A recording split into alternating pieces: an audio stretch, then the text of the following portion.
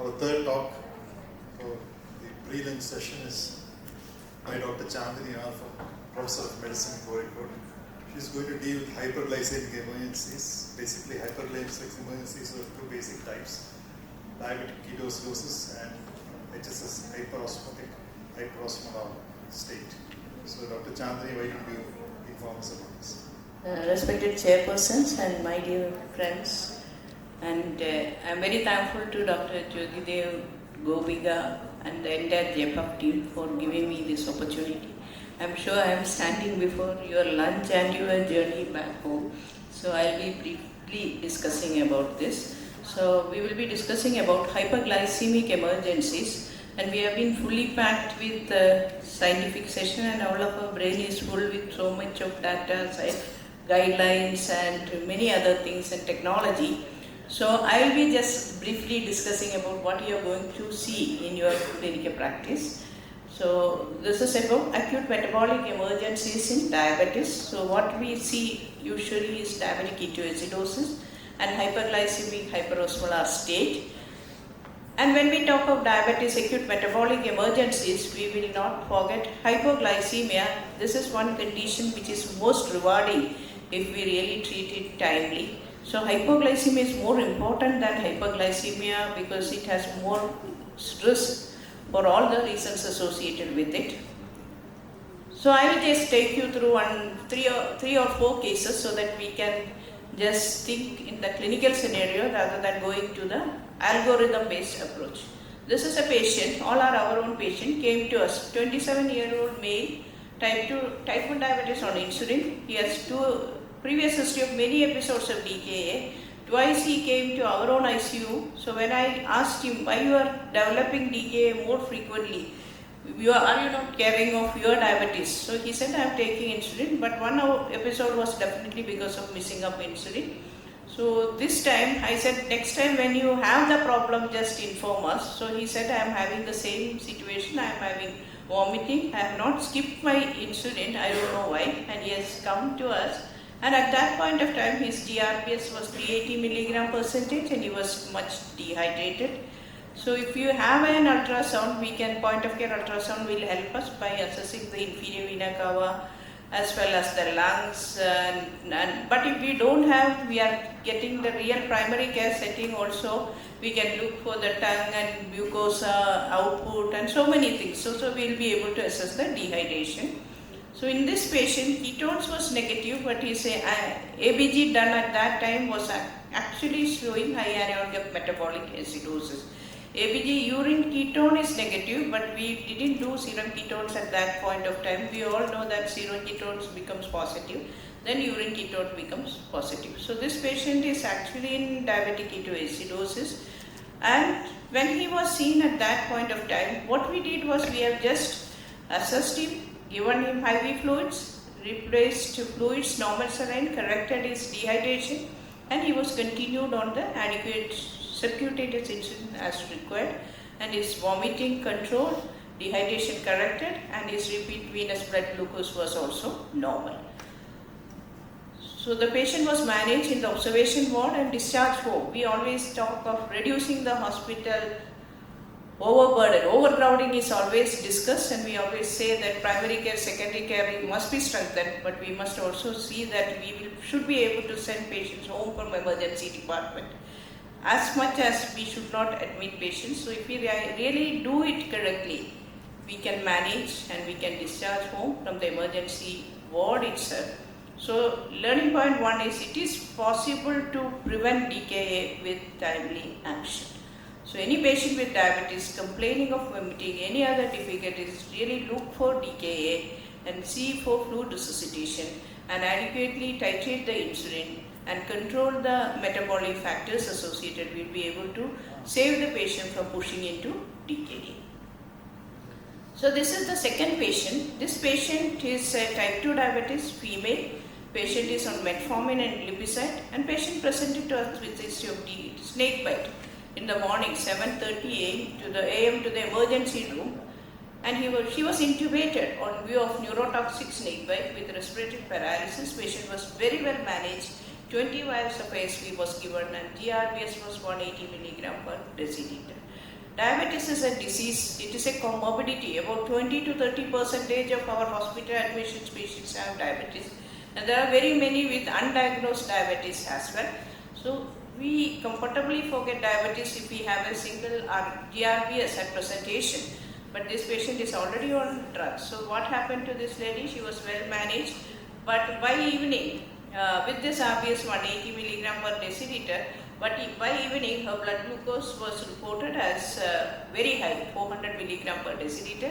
Urine ketone was positive, serum ketone was positive. So this patient was needing a management in line of the diabetic ketoacidosis with fluids and insulin infusion. So this is the second scenario we always come across, and this I would like to emphasize that any patient coming with diabetes in the emergency situation or in our ward, we need to see even if the initial blood glucose is normal, because blood glucose is now put as a vital. Most of the patients at admission will be having a GRBS, but even GRBS is normal. It could be anything. It could be an undiagnosed diabetes, but patient having a normal blood glucose because patient had a repeated vomiting, low intake, might have received insulin from outside, or it could be due to a new onset of diabetes where HbA1c might be high, or it could be due to stress hyperglycemia. So we need to look for, and these patients needs reassessment and evaluation. This is the third case I am going to discuss. This is a very common presentation, type 1 diabetes on insulin. This girl was on admitted to a hostel very recently, a tribal girl, and she also had hearing and speech impairment. And she presented with abdominal pain, multiple episodes of vomiting, history of missed insulin dose, and she had features of diabetic ketoacidosis with marked dehydration. So this is the presentation, and this girl she knows very well how to manage her diabetes, but unfortunately because of the hearing and speech impairment, she was not able to communicate correctly what she needed when the insulin went deficient. So she had to be under ICU. She was very promptly managed and her ABG was got corrected. You can see one value we always worried about is potassium in diabetic ketoacidosis management. Initial potassium was very high and this needed correction as well, and then as the intracellular entry of potassium happened, it has become normal and it has actually gone down, so we need to replace potassium, and this is how the patient was managed, and her serum ketones was high. And one thing I would like to emphasize that before COVID we were very less seeing all this DKA and HHS, but after COVID I don't know why we are seeing more number of patients getting admitted with diabetic ketoacidosis. One reason may be, I don't think it is related to COVID, one reason may be the frequent follow-ups and that care that we used to give in type 1 diabetes might have got lagged because many of the WhatsApp management and other things came only after COVID. So patients may not be coming to for regular follow-up. So this girl also was given fluid resuscitation, insulin infusion, and she was given injection soda bicarb. In a type 1 diabetes with diabetic ketoacidosis with high anion gap metabolic acidosis, we are not supposed to give soda bicarb only if the pH goes less than 6.9 or the bicarbonate is low. So in this case we have given injection soda bicarb, and she in between I have shown she has gone into hypokalemia, so we have given potassium correction, and over the consequent days patient was shifted to ward and got discharged. So the third point, if you really want to prevent diabetic ketoacidosis, especially in underprivileged persons, we need to re-emphasize, re-educate after each admission, because we manage beautifully, very wonderfully, but we fail to tell them what has to be done once they go back and reassess the capacity of the patient. Patient may be apparently well educated, well dressed and with a lot of people around, but when we really assess that skill to handle diabetes, it may be very poor. So we have to individually assess needs and individually train them, especially when they come with the DKA. So we have DKA and HHS. DKA is more common, but the mortality is less, and if the DKA should not die if it is in the right center and that we diagnose at the right time. So no diabetic ketoacidosis will die because of DKA itself, but there may be comorbidities like stroke, infarction, infection which is beyond our control or capability. That's okay, but otherwise DKA should not No patient should die of DKA, but HHS, the mortality, we know that hyperglycemic hyperosmolar state mortality is very high compared to diabetic ketoacidosis. It may be as high as 15% or more. This is how we diagnose. Just the values more than 250, anion gap more than 10, bicarb less than 15, pH less than 7.3 with moderate ketonuria or ketonemia, and based on pH, bicarb and anion gap we can classify the diabetic ketoacidosis to mild, moderate and severe. It will tell us what to treat, how to treat, how much to give or what drugs to give, or whether we should correct the acidosis and all those things. And one important thing is euglycemic DKA, initial glucose less than 250, patient presenting many conditions. Patient may be receiving from insulin from the previous hospital and coming to us with a lower blood glucose, or there may be type 1 diabetes with repeated vomiting, pregnancy, patients with impaired gluconeogenesis as we see in alcoholism, liver failure, low caloric intake, and among the list SGLT2 inhibitors as well. So even if the blood glucose is low, in the correct setting, don't forget to test for diabetic ketoacidosis. It may be life-saving in most of the situation. So these are the clinical challenges. Patient may have repeated vomiting, and to the tune that from acute gastritis to hemorrhagic gastritis, abdominal pain may be cause or effect, normothermic to hypothermia, and hypothermia is a very poor prognostic style. Treatment we have already discussed. Many algorithms are available, so we can just follow the algorithm, and the goals also I have discussed because we will have to finish in time.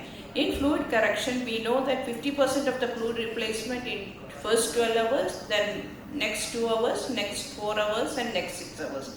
But we have to be very careful while administering fluids. Monitor volume status in elderly, heart or renal disease. If the patient has got underlying heart failure, if we go with the same fluid replacement, we may fall in features like pulmonary edema, all those things, and ARDS and cerebral edema. Hypokalemia is the most life-threatening condition, and it may be life-threatening because of the cardiac arrhythmia, paralysis, and many of the things that we see. And we know that if the potassium is less than 3.3, correct potassium, then only start insulin infusion. If it is between 3.3 to 5.2, we give potassium along with insulin. This is a situation where we administer potassium even if the potassium is normal along with insulin infusion. If it is more than 5.2, no potassium, correct with fluid and insulin therapy. Bicarb, I have already told, routinely don't give bicarb for metabolic acidosis only if the pH goes less than 6.9. So there are many pros and cons, but the disadvantages are obviously more.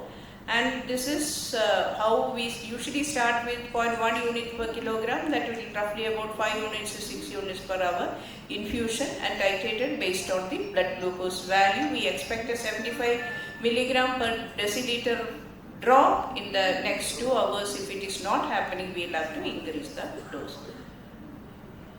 And we should also know how to convert from IV insulin to subcutaneous, and there is a need for overlap.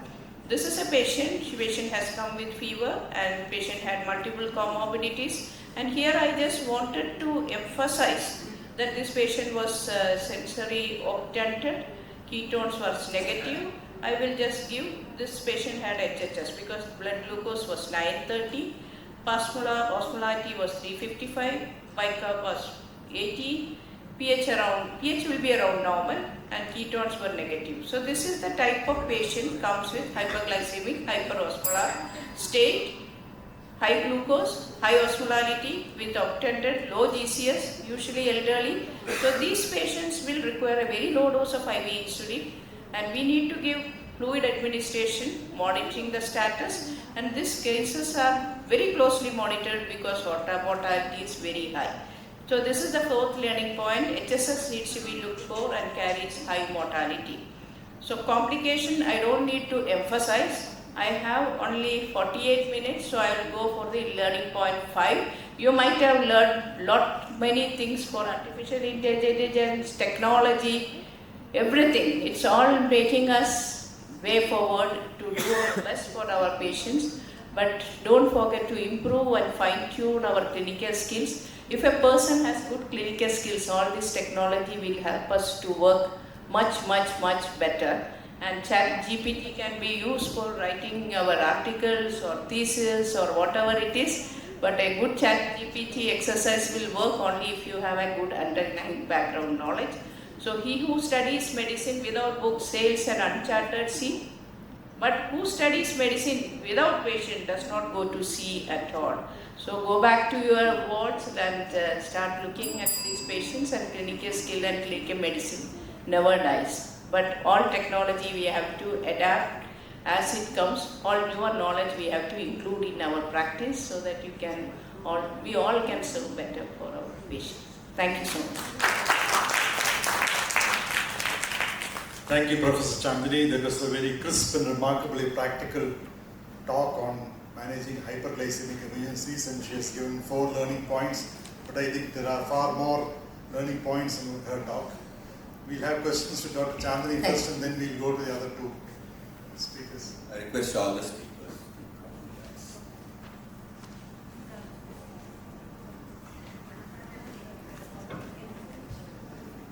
We'll have questions to Dr. Anita Nambiar first, because she has to leave immediately. Dr. Anita, you mentioned that the HbA1c is higher in Asian races. What's the mechanism of that? How does race increase the HbA1c? Sir, not Asian races, especially American Africans. So they do not know what is the reason for it. But ethnicity, race has got some values higher with that, but they have not. Any questions for the I audience? think, ma'am, for those patients, CGM will be the better option. Yeah. Because they're Ma'am, as you were correctly discussing about all the blood tests which we have to perform, but there is a different thought in most of the doctors, like, why do you want to do this? What is your advice on it? Some people even don't even look into the positivity, you mean to say? No, every test. No, it's not required. No, what I'm asking is, some people don't even look for HbA1c, because I've seen patients who have done an HbA1c test for the past 20 years. They haven't done an LFT or anything. They just do HbA1c, go to the doctor. So do you think that we require to treat on the values, or do you think that we have to give importance to the blood test when you look at the outcome? See, there are 2 aspects of this. If you have two abnormal values which indicate that it is diabetes, then I think you can go directly, right? And it is nowadays this is not actually glucose-centric treatment we are looking for. We have to see the comorbidities that are existing with that. So that is where the monitoring part comes. So it is not just that. See, I had a patient recently who I think I saw her maybe 15 years back, and the other day she had come. So Dr. Tanda culture bed, she had a very bad retinopathy. Her creatinine was 2.3. Nothing was being done. So as a physician, it is our duty to do at least few tests. Don't do HbA1c, doesn't matter. But at least fasting, postprandial, during albumin creatinine ratio, and the EFR, and the liver test, and ask her to go to one ECG is also important, and ask her to see ophthalmologist at least once in a year. If it is normal, every 2-3 years, but at least this minimum test it is required. Otherwise, we are doing injustice to our patients. Another question is, so how often should we do all these tests? See, for me, mostly my practice is on I practice diabetes. First time when they come, no, I don't do many things because they will run away. If I ask them to do a test which is 3,000, 4,000, 5,000. So at least once in a year you do HbA1c if they are. But the guideline says at least you have to do HbA1c every 3 months. But if they are economically poor, at least once in a year. But if you are confident that they are following you, fasting and postprandial every 3 months, once in a year monitoring. But eGFR, albumin creatinine ratio has to be done. If it is more than 10 USER, at least after 3 months you have to see, because they are going to have more of macroalbuminuria. That's what I'm saying. ECGs first, we have to do all those things because, you know, they are known for all these things. And ma'am, I've got a question for you. Thank you, ma'am. Nowadays, we are seeing a lot of female infertility patients, but they get married, they don't get pregnant for quite long, and they are taking up all the burden, like get pregnant, all the family burden, everything. Do you think that the male infertility is something which we always miss when you are going to treat a couple as one unit? We should not miss male infertility. So in infertility scenario, we definitely meet them as a couple only. So we insist them, even if they are not bringing the husband, we will insist them to bring the husband, and we will do the first or second visit itself, we will do the complete evaluation for the male also. So that includes a detailed semen analysis. That will be more than enough in most of the country. But in some patients, what we see is that we have got a normal sperm count, the mortality will be normal. But when you look into the diabetes factor, the HbA1c may be more than 8 or 9, uncontrolled diabetes basically. And they do get pregnant. So what is the implication on that? Because we have seen from your lecture also, we have seen that A1C has got an impact on the sperm count. But in some reports, what we see is that the sperm analysis will be normal. So yeah, most of the males, the sperm count, the seven parameters will be normal. Only very few males, diabetes will affect the male fertility. So in males, from our experience, what we have seen, rather than affecting the seven parameters, it mostly affects the sexual dysfunction. That part will be more affected. Especially in retrograde ejaculation and all, nowadays, the microtisa, as part of the IVF and all those options are there. But still, there will be more suffering from retrograde ejaculation, erectile dysfunction. That's the most common. Erectile dysfunction is very common. But among the seven parameters, the much affected is semen morphology, sperm morphology. So that can be affected. So what we expect is at least 4% sperm should be normal. 96% can be abnormal. But among this 4%, most of the diabetic men might have 1 or 2% like that. But still, if the count is good, definitely the one sperm is needed for consumption. So definitely he has a chance of consumption. I think, ma'am, most of the male patients which we treat, young male adults more than 30 or 35, I think the question of erectile dysfunction is something which we all miss in our day-to-day cooking. Because when I'm practicing diabetes for quite some time, but what I do is that in every male patient I ask about erectile dysfunction.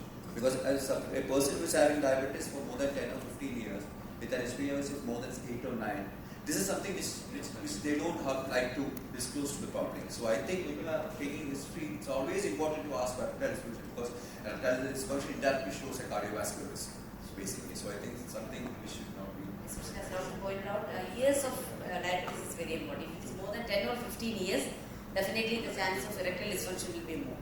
And especially for the male physicians and all, they might disclose more.